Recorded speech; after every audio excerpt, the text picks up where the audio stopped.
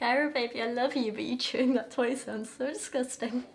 So recently a certain name has been all over my YouTube feed, and that is Shallon Lester.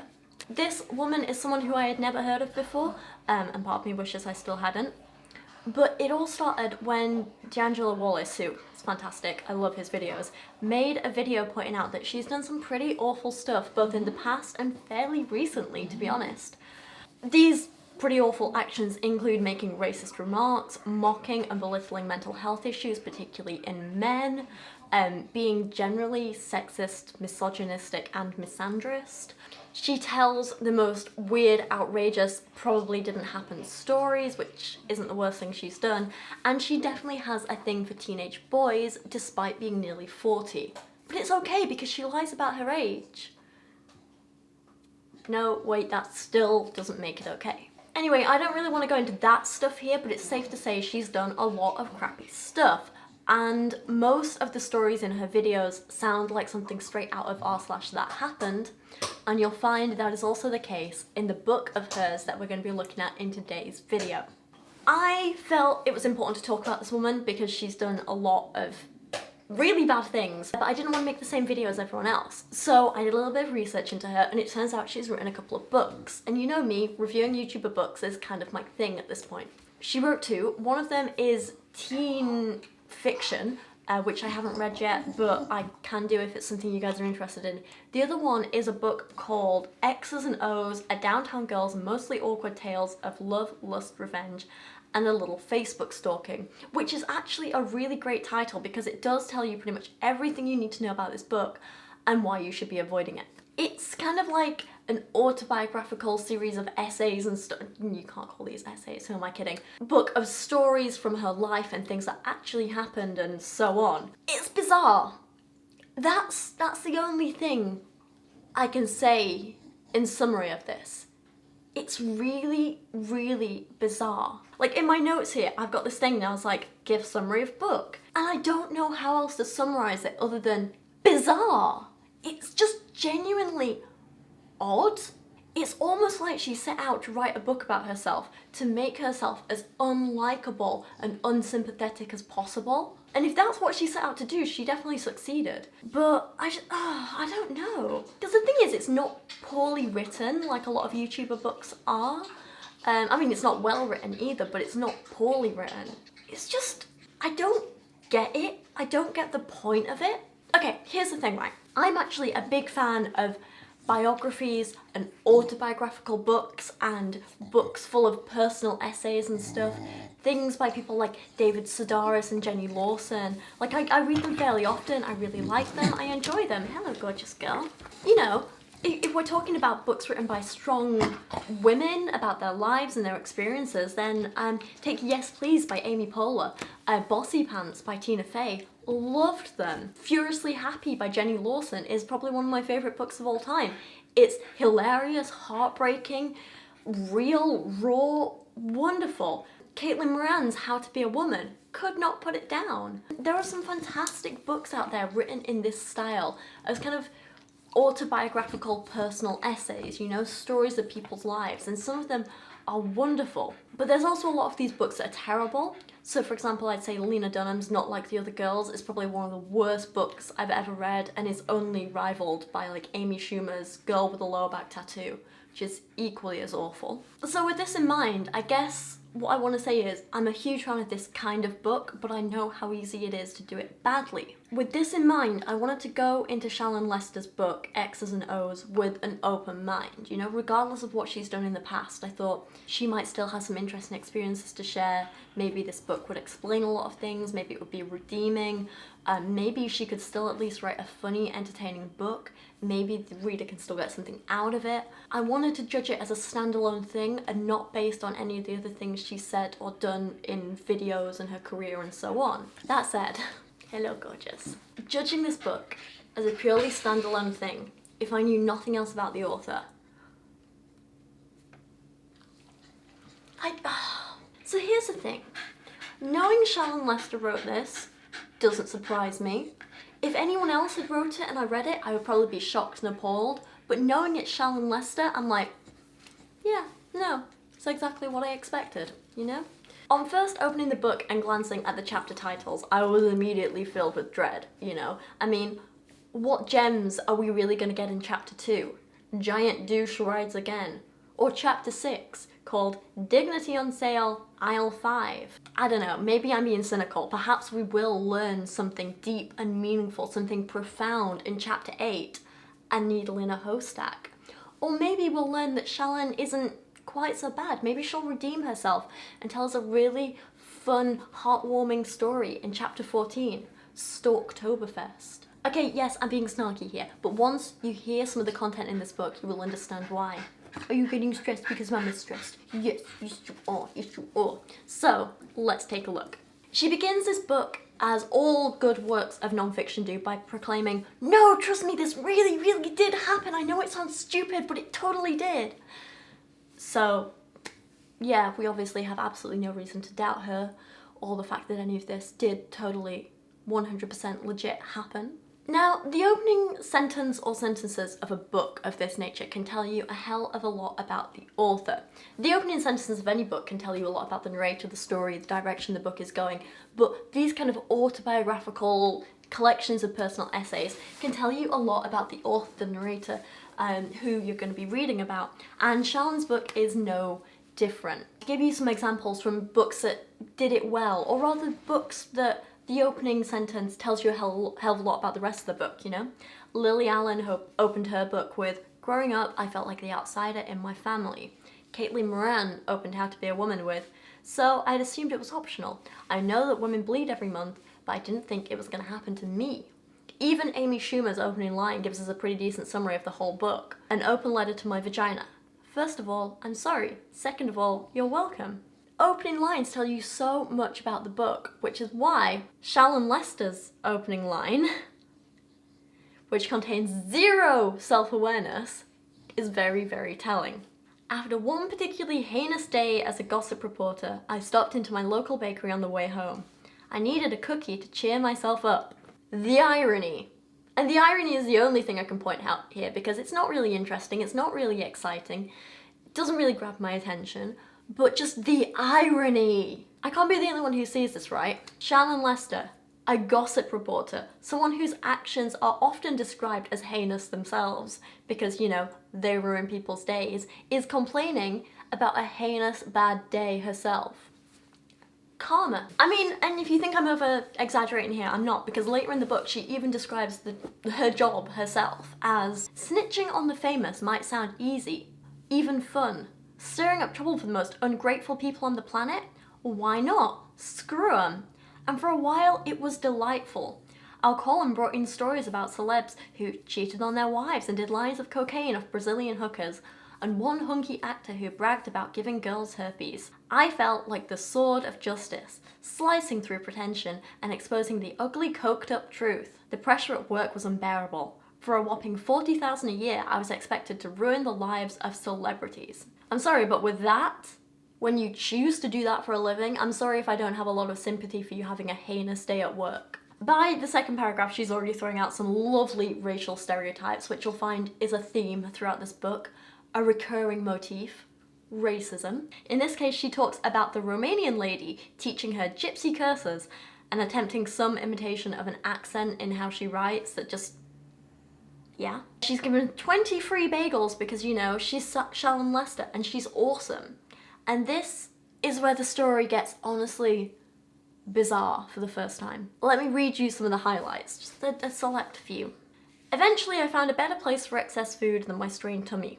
The homeless. In the manicured suburbs of Orange County, we simply didn't have hobos. If one popped up, police would drive him outside city limits and drop him off in a more poverty-friendly town. Growing up with a single mum, I was all too familiar with life on an extreme budget. So I began donating to charity whatever way I could.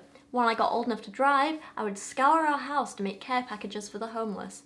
I raided the bathroom closet for pilfered hotel soaps and large unwanted t-shirts from this 5K or that student council event. I cook up a Costco-sized box of macaroni and cheese and divide it into old margarine tubs, then write inspirational notes on napkins. You are loved. Have faith. Believe in yourself. I'd leave the house with a trunk full of goodies, smugly optimistic about my goodwill mission. Inevitably, 3 pointless hours later, I'd be in tears. Like I said, the homeless were in short supply in my area. Finding them was damn near impossible. I'd waste a whole tank of gas driving around random parks hoping to find some sign of indigence. I never know how to pronounce that word. Basically, poverty and helplessness. Once I got to New York though, the homeless were much easier to spot. I went back to the handouts. So she works in a restaurant at this point, she's a waitress, and she begins stealing food and customers' leftovers, gross, taking them to homeless people. Okay, whatever. But then, she writes, plot twist, once my fat bitch manager Alexis caught me. We hated each other, and she was probably delighted to confront me about pilfering food scraps. I give them to the homeless, I peeped. She still told me I had to stop, because if something I fed them made them sick, they could sue Houston's, the restaurant she worked at. Obviously, that was even more incentive to keep it up. I hated that restaurant and would have loved to have a poor person get rich off its back. I started including her business card with every potato. This whole thing is honestly one of the most bizarre things I've ever read. And you'll hear me say that a lot throughout this review and when talking about this book. How can someone talk about charity work or doing charity work and still manage to come across as so unlikable?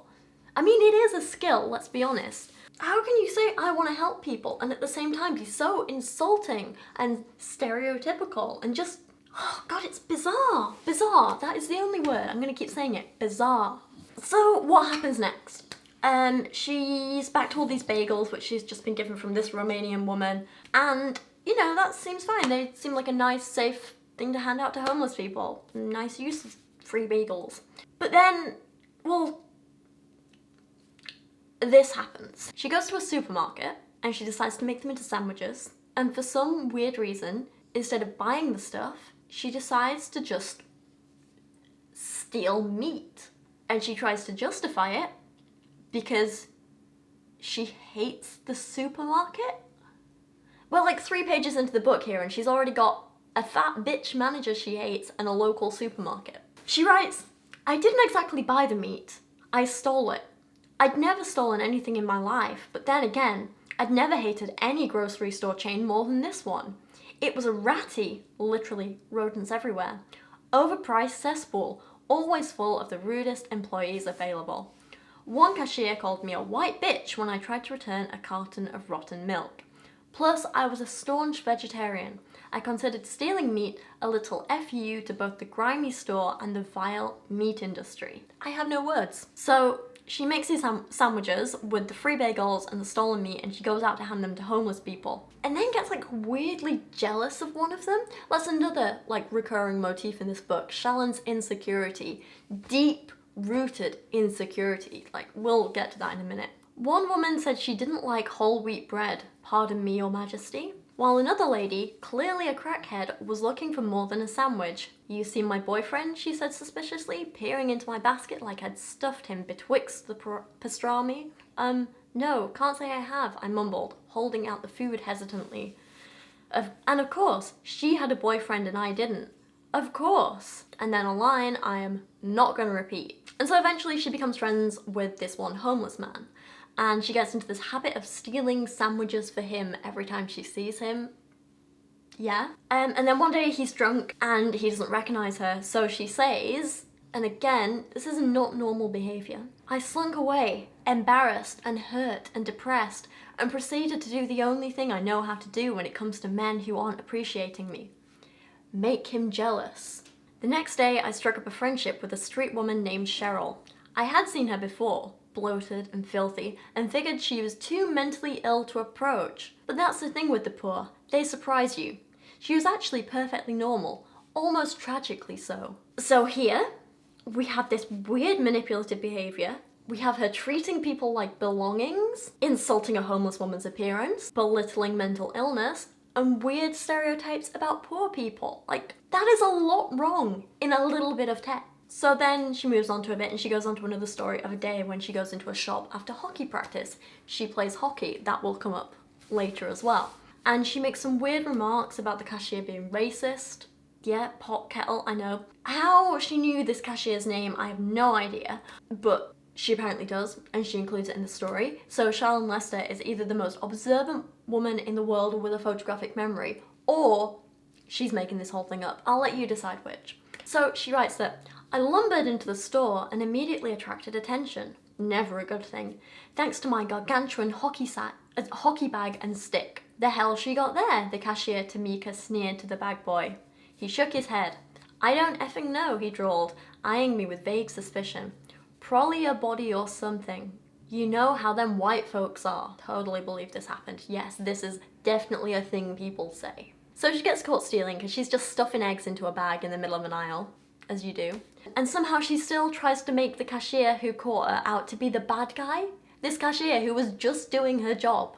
Since there were no customers for Tamika to annoy and berate, she had plenty of time to watch me steal. Not the cashier's fault. So the cashier confronts her, asks her like what's in your bag, and she just straight up lies to her face, and then this exchange happens. Because this is definitely how grown adults talk to each other. No, Tamika hollered, leaning over the juicy fruit display to thrust her pudgy accusing finger at my bag.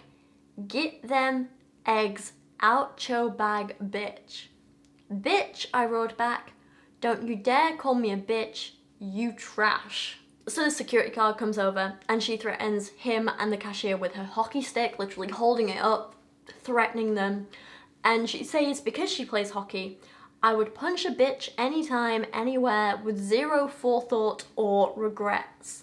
Classy woman right here. Then, because totally that happened, the homeless guy who she's been trying to make jealous for months by stealing for the homeless woman instead of him, swoops into the shop and saves her. And he tells her, I did that because you're like my guardian angel, and I was happy to be one for you.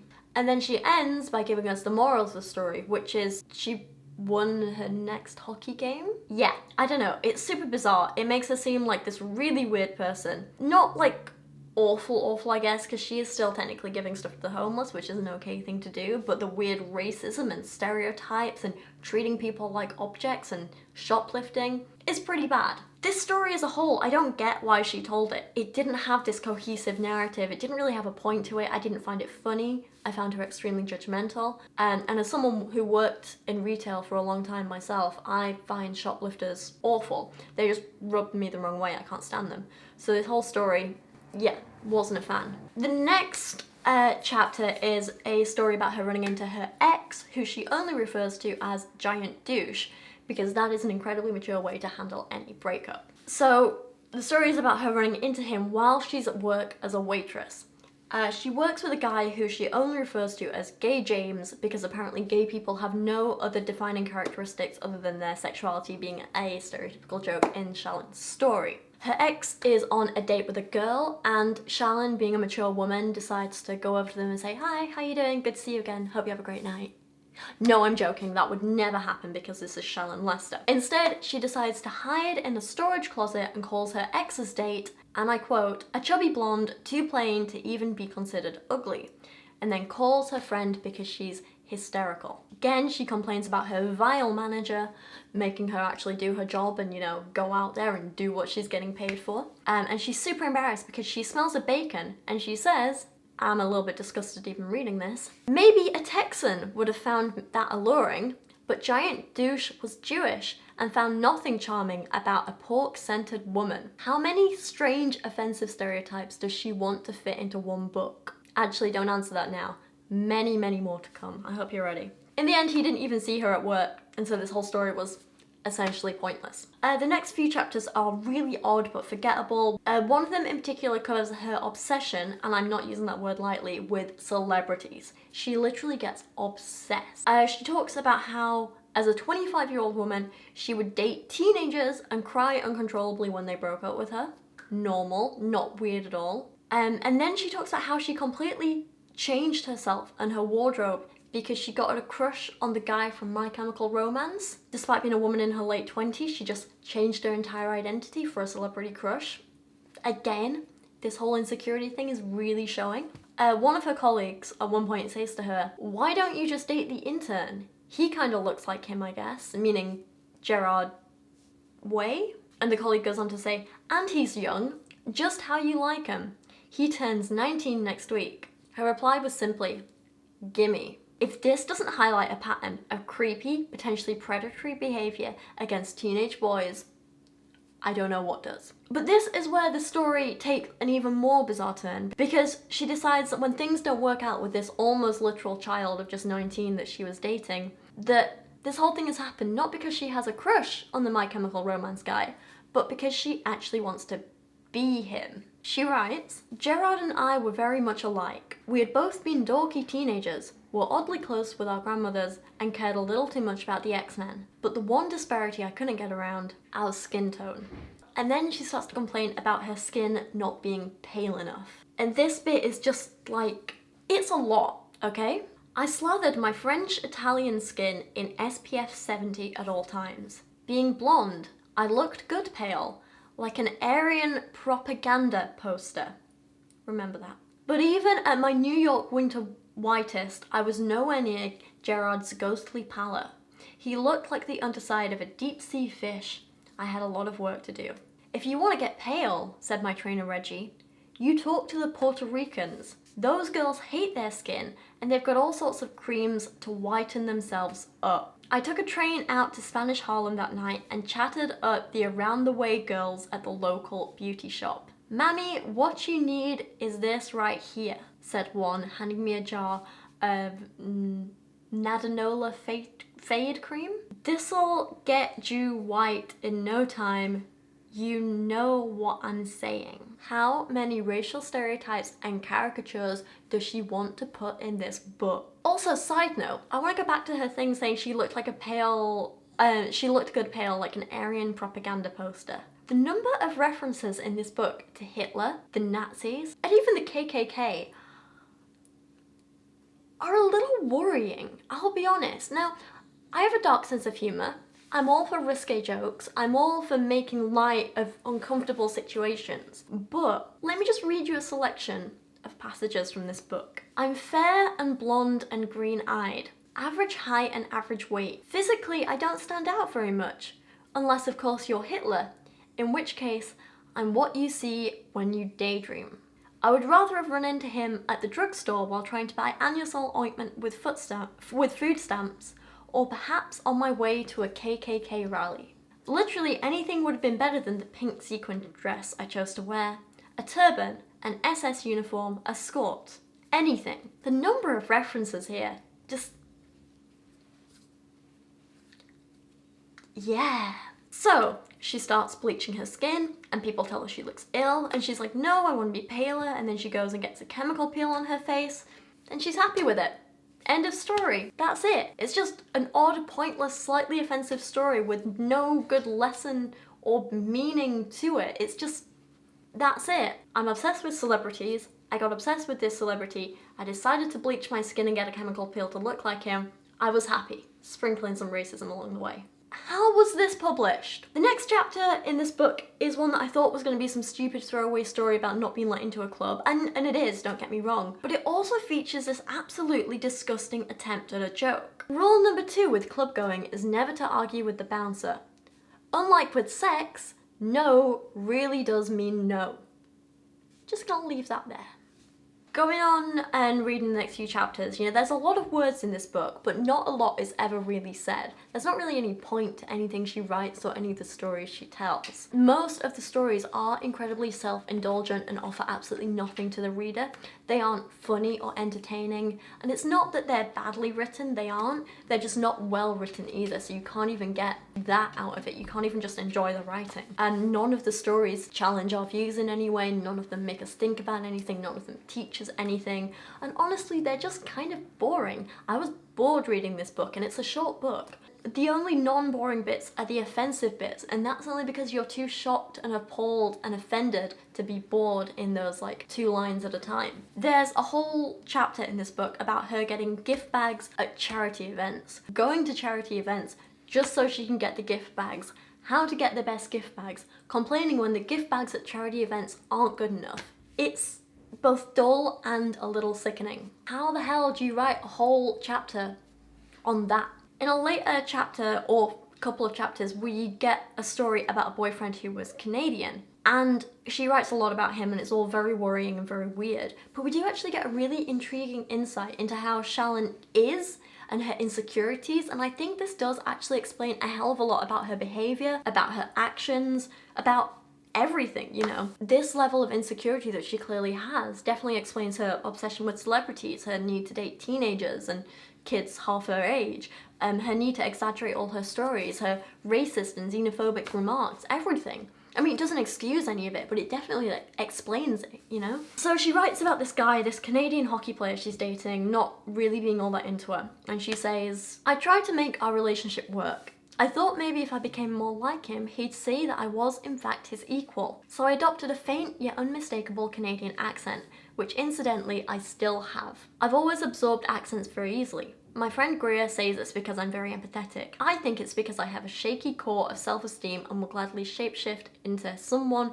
else to avoid exposing my true personality. I work diligently to turn words like sorry and about into sorry and a boot."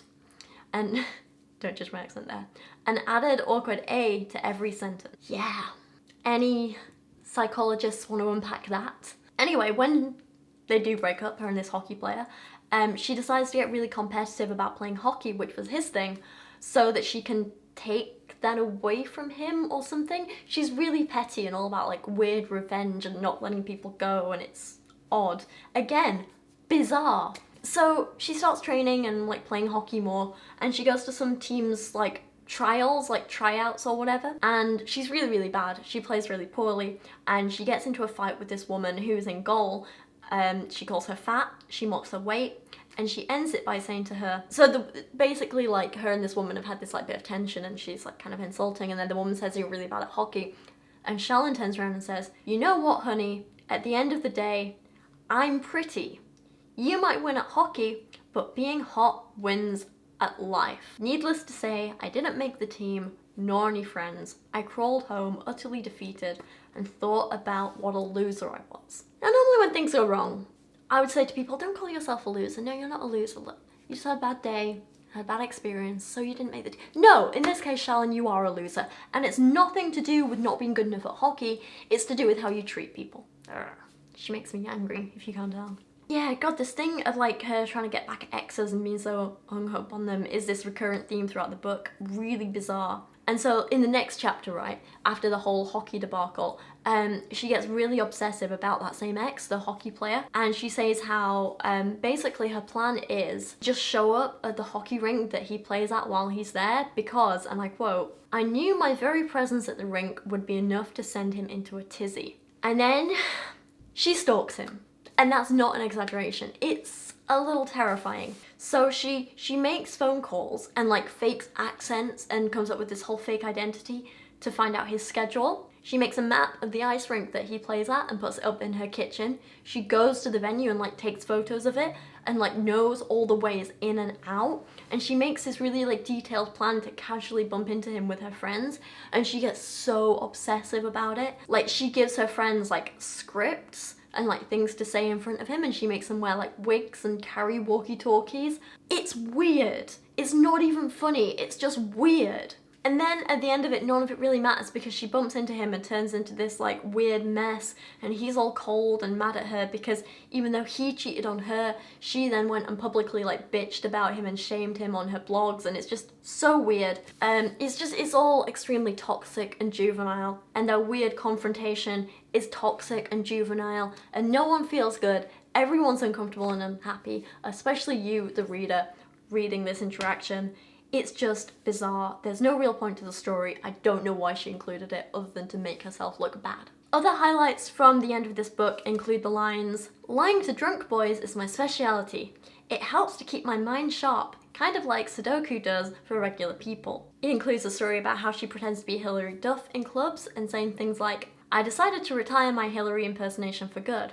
I could hardly become a legitimate celebrity if I was constantly pretending to be a different one." And normally books like this, the last chapter ends with some kind of like, I don't know, inspirational story or something looking towards the future or something emotional or climactic or whatever. Shallon's does not. Shallon's book ends with her going to see a psychic. The psychic is terrible and gets everything wrong, so Shallon gets a little racist and then sits in chewing gum.